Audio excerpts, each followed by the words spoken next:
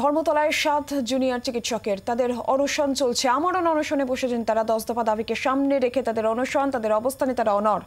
পাশে থাকার বার্তা দিয়ে আরজিকর সহ রাজ্যের সব মেডিকেল কলেজে প্রতীকী অনশন যে কর্মসূচি গতকালকেই তারা ধর্ণা অনশন মঞ্চ থেকেই ঘোষণা করেছিলেন। সকাল 9টা থেকে রাত 9টা পর্যন্ত 12 ঘন্টার প্রতীকী অনশন রাজ্যের বিভিন্ন মেডিকেল কলেজগুলিতে। সেই প্রতীকী অনশনও কিন্তু ইতিমধ্যেই শুরু হয়েছে।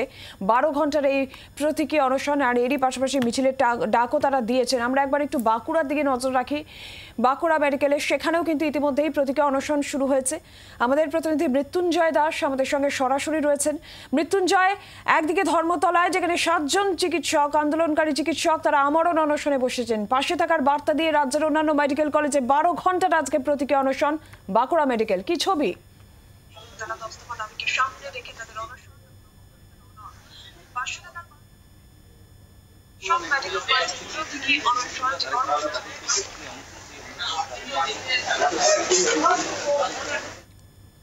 জয়নগরের যে ঘটনা এবং এর পাশাপাশি সারা রাজ্যে জুড়ে নারীদের উপর যে অত্যাচার, সেই অত্যাচারের প্রতিবাদে তারা কিন্তু যে আন্দোলন, সেই আন্দোলন কিন্তু তারা চালিয়ে যাচ্ছে।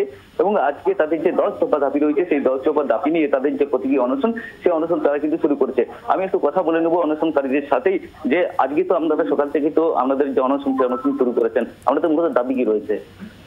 আমাদের মূলত প্রথম দাবি যেটা অভয়ার ন্যায় বিচারের দাবি, এই দাবি নিয়ে আমরা প্রথম দিন থেকে সোচ্চার হচ্ছি এবং এই দাবিতে আমরা রয়েছি, যেটা হচ্ছে আমাদের অপরাধী এবং যারা এই ঘটনার সাথে যুক্ত রয়েছে তাদেরকে চিহ্নিত করা হোক এবং দৃষ্টান্তমূলক শাস্তি।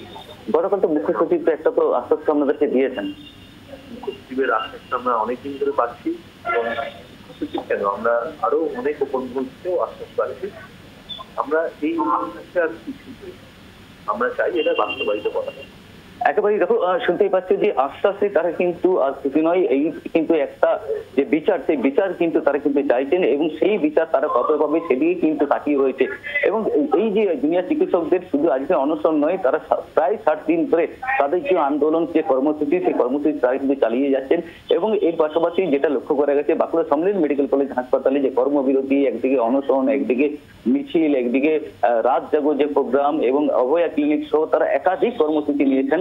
এবং তারপরেও তাদের যে দাবি দাওয়া রয়েছে, সেই দাবি দাওয়া কিন্তু এখনো পর্যন্ত তাদের কিন্তু পূরণ হচ্ছে না।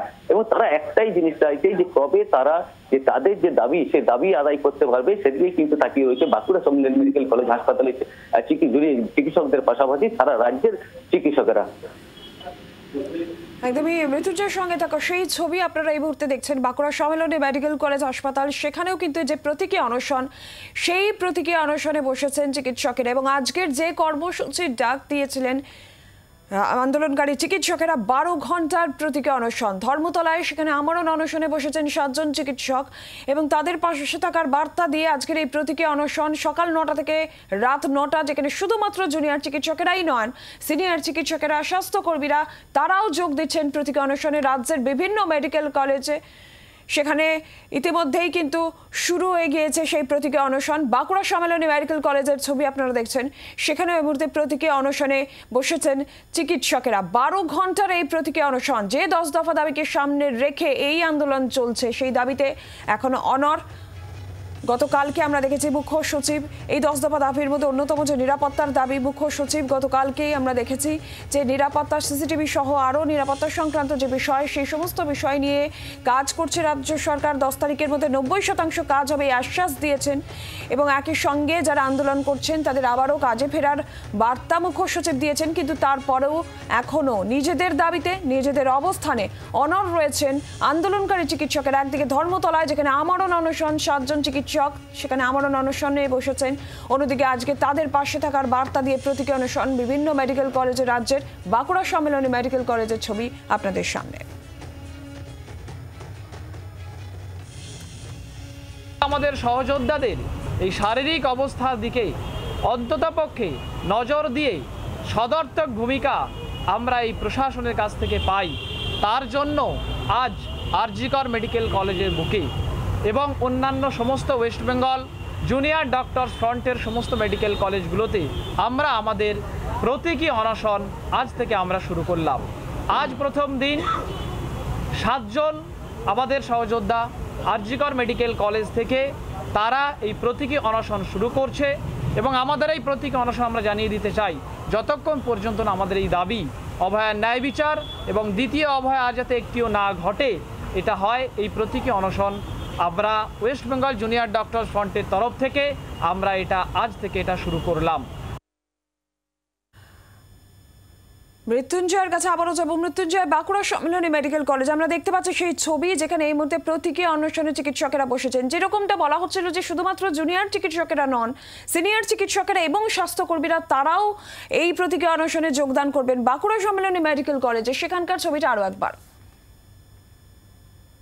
সিনিয়র চিকিৎসকরা শুধু নয়, সিনিয়র যে সমস্ত চিকিৎসকরা রয়েছে তারাও কিন্তু এই যে তাদের যে অনশন মঞ্চ রয়েছে সেখানে যোগদান করছেন, কারণ তারা চাইছে যে রোগী পরিষেবা যাতে কোনো রকম ভাবে কোনো ব্যাহত যাতে না হয়, সেই কারণের জন্যই তারা যে রোস্টার ভাবে তাদের যে অনশন মঞ্চ, সেই একদিকে তারা অনশন মঞ্চ তারা চালিয়ে যাচ্ছেন এবং অন্যদিকে বাঁকুড়া সম্মিলন মেডিকেল কলেজ হাসপাতালে যে রোগী পরিষেবা, সেই রোগী পরিষেবা কিন্তু তারা চালিয়ে যাচ্ছেন।